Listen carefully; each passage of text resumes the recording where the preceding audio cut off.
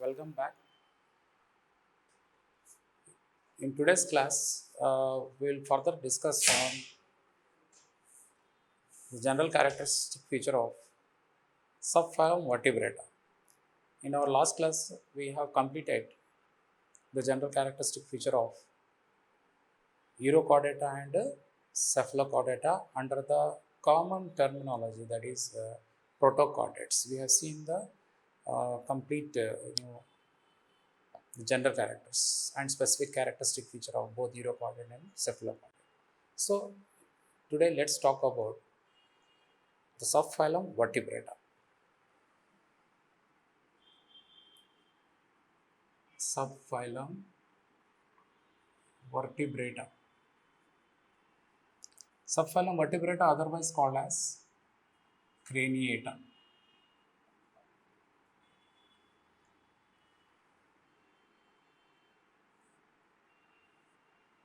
Or we say Craniata.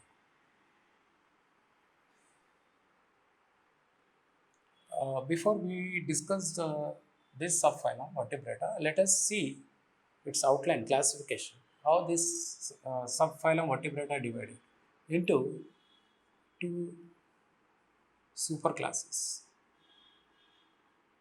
Two superclasses, or I can say division. So, on the basis of presence and absence of jaw, that means agnatha and gnathostomata. Gnathostomata. Why the name has been given agnatha? A means absence. Gnatha.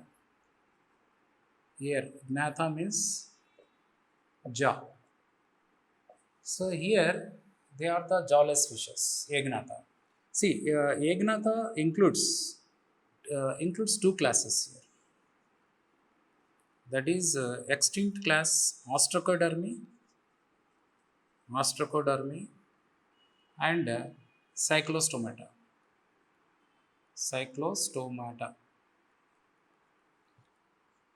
And of course, Ostracodermy as it has become extinct.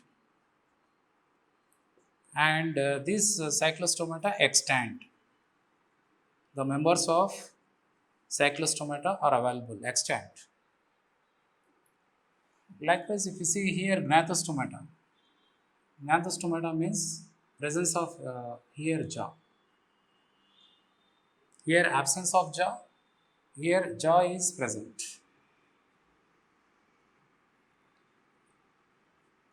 See, this Gnathostomata, this divide into based on the limbs. We say it's divided into two groups.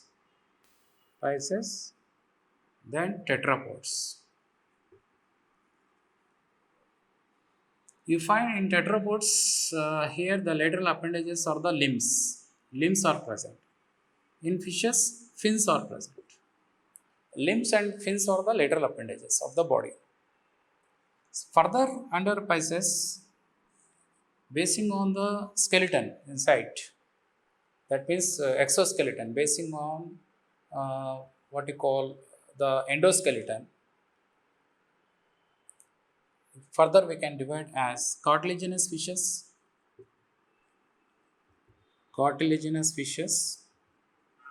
and bony fishes. Otherwise, we use a scientific term for cartilaginous fishes as chondriachthysis. Chondriachthysis, or we can say osteichthysis. Now let us see on the tetrapods. As the name suggests, tetra means four, having four limbs, two forelimbs and two hind limbs.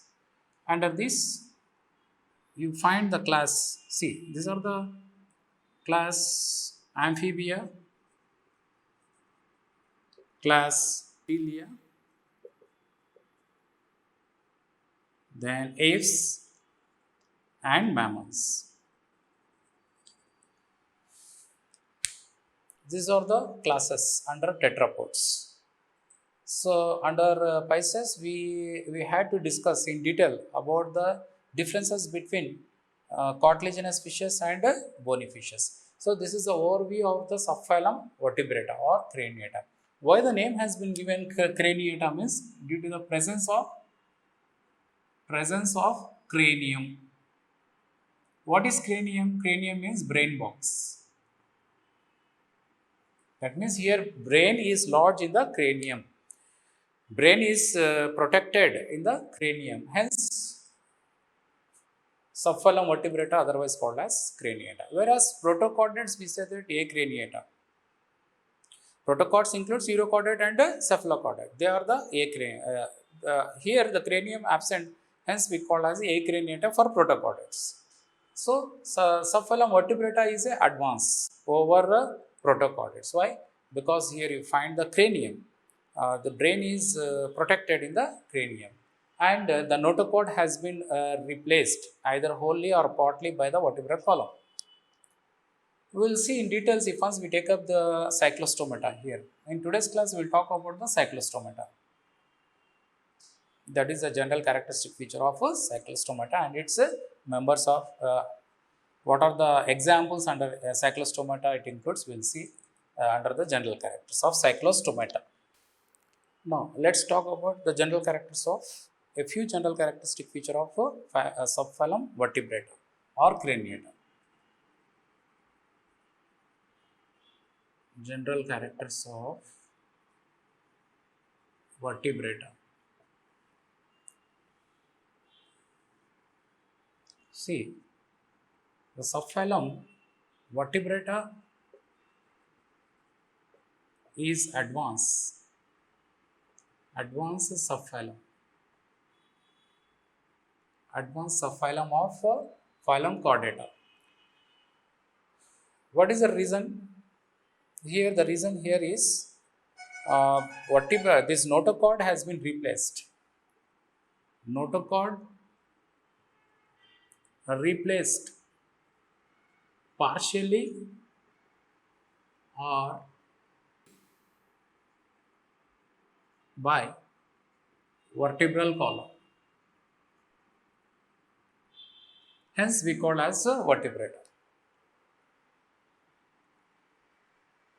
Apart from the main characteristic feature of chordates, there are certain important characteristic feature that is applicable to the vertebrates. They have lateral appendages in the form of either in the form of fins or limbs.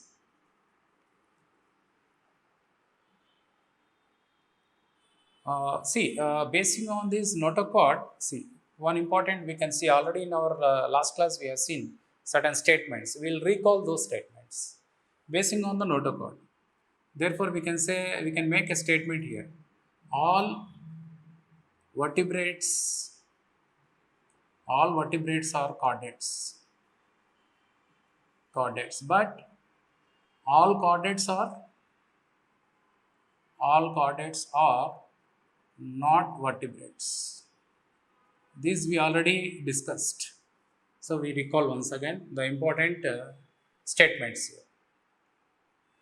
Okay, come back. So here we say that as comparing to, see in case of urochordate, we say that it is notochord is seen only in the larval stages and disappear in the adult stages. Already we discussed that one. Cephalachordate, notochord persists throughout their life. But in case of subphylum Vertebrata, here notochord is either partially or completely replaced by the vertebral column. In the coming classes, we will see where in which group of animals vertebrata it is partially replaced or completely replaced. That we will discuss shortly. And they have the lateral appendage in the form of fins and limbs. As far as here, yes, you find a closed type of circulatory system with a ventral heart having either two chambers, three chambers, and even up to four chamber heart.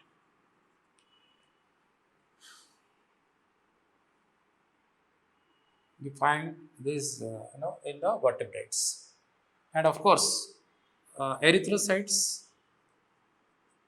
You find erythrocytes, and erythrocytes contains hemoglobin. Hemoglobin as a respiratory pigment. Respiratory pigment. See here, excretion is performed by excretion is performed by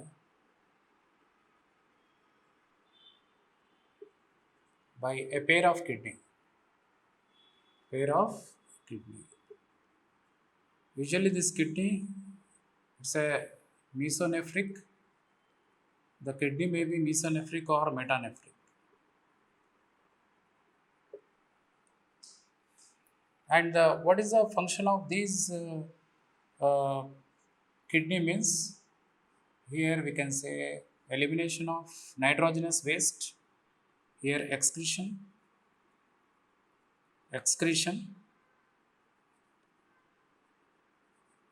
and osmoregulation.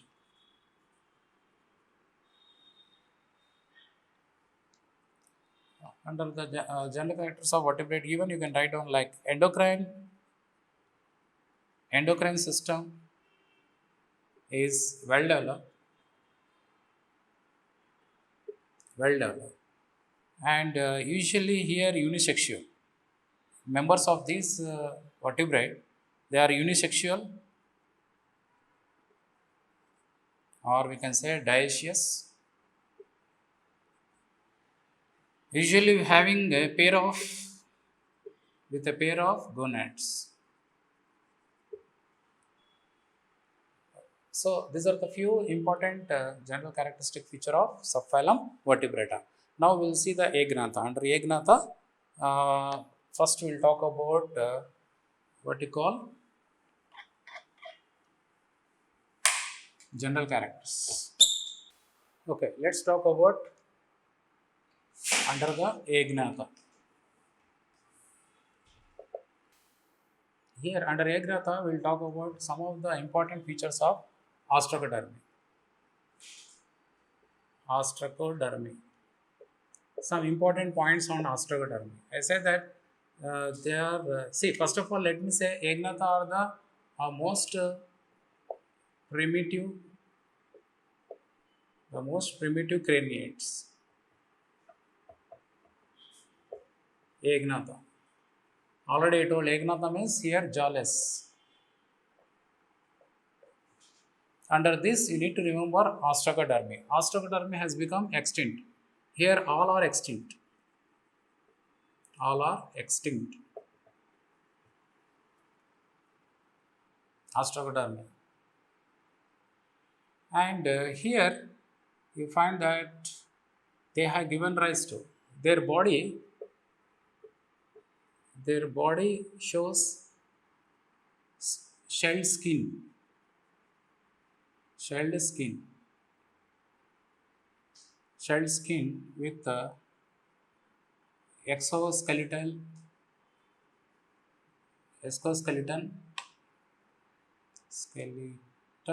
plates.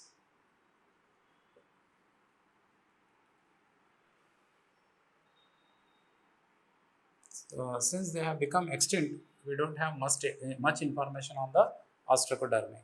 See here, shell-like skin with exoskeleton, uh, bony plates. So they originated during Ordovician period of Paleozoic era. Paleozoic era of the geological time scale. They are the first jawless fishes. First jawless fishes. originated during the Ordovician period of the Paleozoic era. These are the few important uh, points under the ostracodermy which has become extinct. This is more important to remember. Extinct, it's not available. Example, you can take example as cephalaspis. Cephalaspis.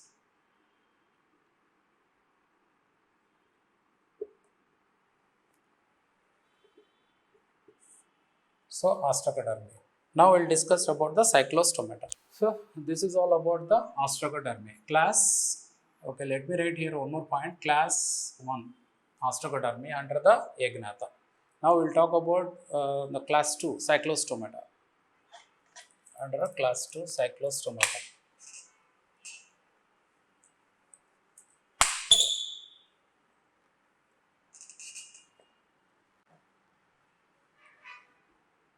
We see the general characters of cyclostomes.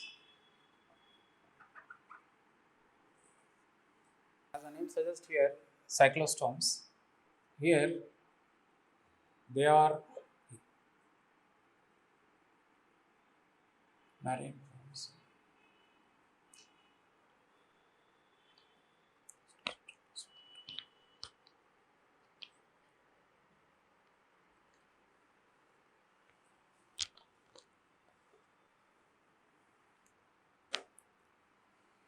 See, cyclostomes are, first point, cyclostomes are jawless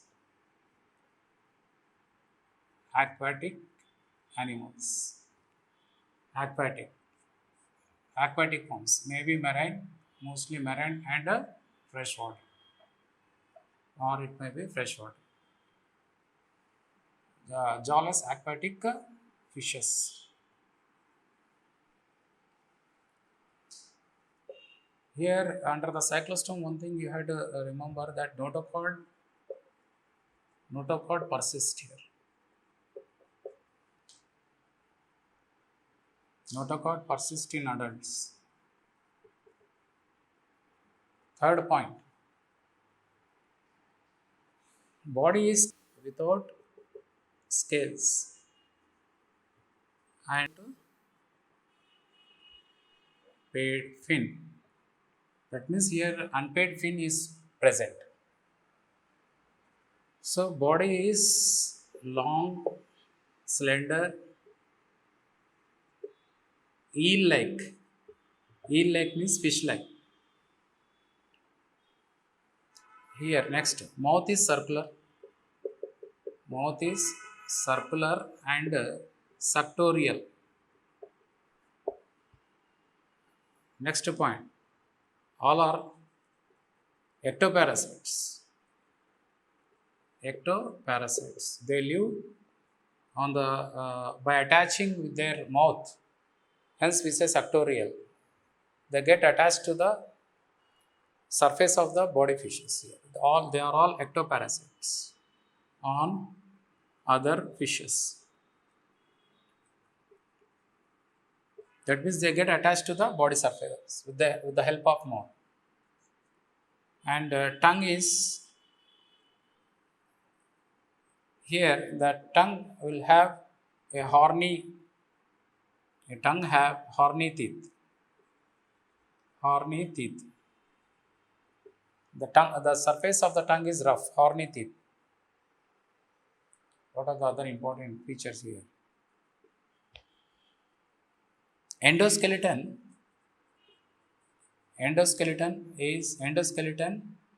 and cranium.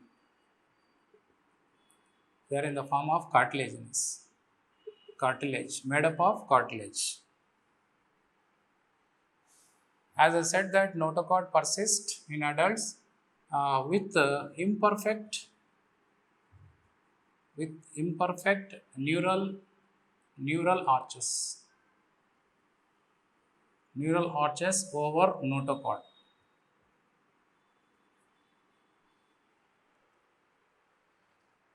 So in this cyclostome, this is not completely replaced by the notochord is not completely replaced by the vertebrae, but you find the neural arches, the notochord over the notochord.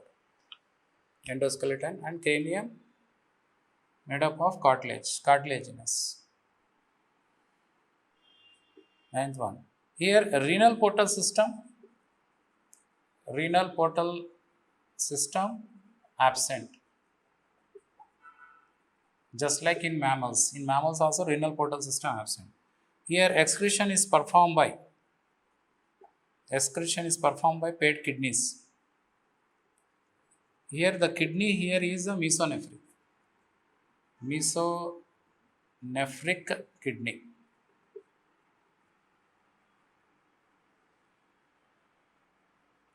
Here development is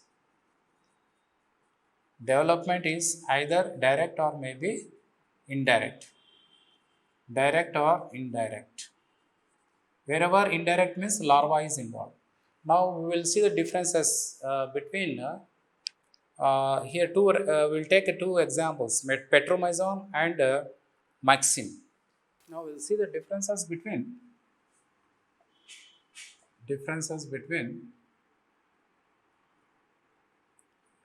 lamprey and hackfishes.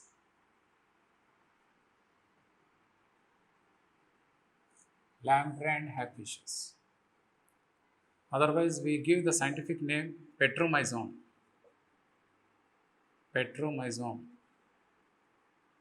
Here, hackfish, otherwise we say is a myxin. The first difference here is they are marine. So these are the example under the, yes, don't get confused. These are the examples under the cyclostomes. We are talking about the differences between the lamprey and the hackfishes. So they are marine or freshwater. Hackfishes exclusively marine. Inhabit. Here 7 pairs of gill slits. Here 6 to 14 pairs of gill slits, and open on surface as single opening, as a single slit.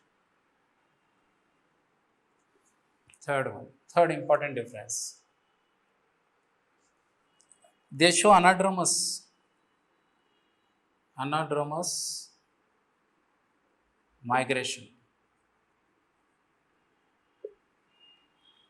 That means here adults reaches from sea to freshwater. For what purpose? For spawning, to lay the eggs. After laying the eggs, over a period of time they die. Adult die. Then these larvae hatches out. That means here the eggs hatches out in the form of larva, and that larva we call as a ammocyte larva. When ammocyte larva undergo metamorphosis, and when they become adult, again they reach to their native habitat, that is they reach to the sea. Here remember anadromous migration.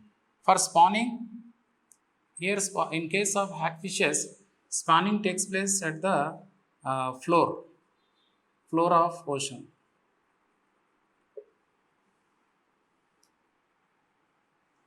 At the floor of ocean, you find two semicircular canal.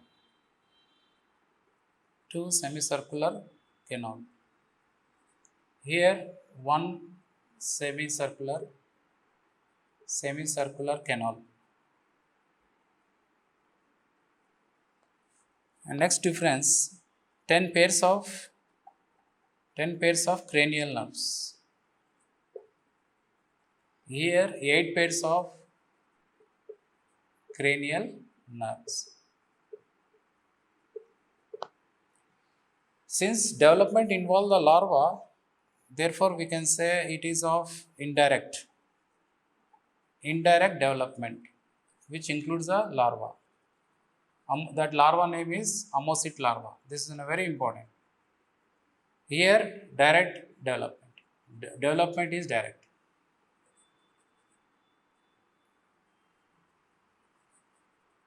Direct development. So these are the few major differences between the lamprey and hagfishes. These are the examples. Or we can say petromyzon mixed in there. One interesting point about the hagfishes is um, uh, there is a sac releases mucus, and this mucus, when it come in contact with the seawater, then it will convert into a substance called as slime. Therefore, whenever these hagfishes get irritated, slime is produced. Therefore, we can say it's a slime fishes also. A nickname has given for the hagfishes as a slime fishes because it produces a slime which has got a commercial value. So these are the differences between lamprey and hagfishes. With this, we have completed what we call the Aegnatha. Under Aegnatha, we have learned in today's class Astrocodermy, few important characteristic feature that has become extinct, and the next class that is cyclostomes. Under cyclostome, general characters, and these are the examples: lamprey and hagfishes. Hope you understand today's class. In our next class, we will talk about we will take up the general characteristic feature of fishes, and followed by the differences between cartilaginous and bony fishes. So keep reading. All the best.